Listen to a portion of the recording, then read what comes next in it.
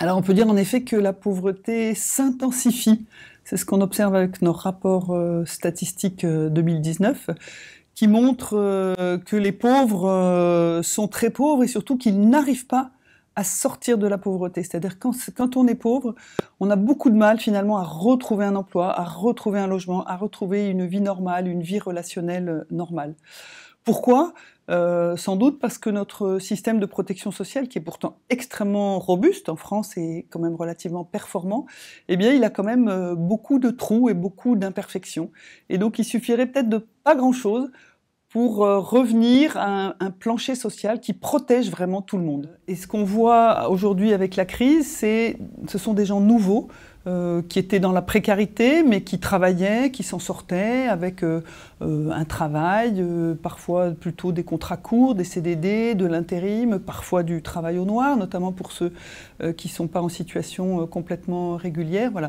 Et donc tous ces gens qui étaient dans la précarité basculent dans la pauvreté. Donc notamment ce qu'on voit aujourd'hui, ce sont des indépendants, commerçants, intermittents, beaucoup de jeunes, tous ceux qui ne sont pas protégés par le système du chômage partiel qui a été mis en place par le gouvernement. Donc il faut élever les minima sociaux, donc le RSA, mais aussi certaines pensions d'invalidité, l'allocation spécifique de solidarité, à un niveau décent, c'est-à-dire sans doute le seuil de pauvreté défini par l'INSEE à 50% du revenu médian, c'est-à-dire 890 € pour une personne seule. Donc il faut y aller par palier, évidemment, on ne va pas y aller d'un coup, mais c'est l'objectif qu'il faut se fixer de manière à ce que les gens soient sécurisés.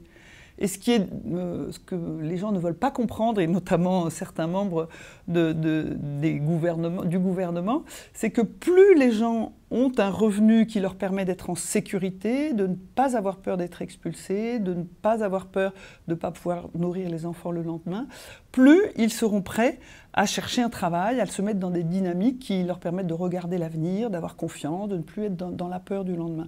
Voilà. Donc augmenter les minima sociaux, c'est un investissement d'avenir. Ça doit s'accompagner, évidemment, d'un accompagnement social renforcé. Il ne s'agit pas de donner une allocation puis de dire aux gens « débrouillez-vous ». Les gens aussi nous demandent, quand on les rencontre, ils souhaitent retrouver du travail. Donc pour ça, il faut un accompagnement puissant, et notamment pour les jeunes.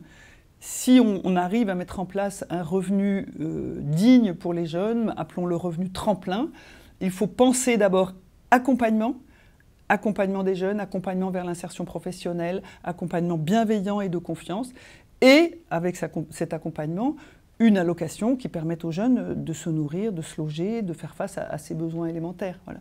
Donc cette dimension d'accompagnement renforcée vers l'emploi, vers une activité d'utilité sociale est évidemment premier, mais l'allocation est nécessaire pour pouvoir vivre et se sentir protégé.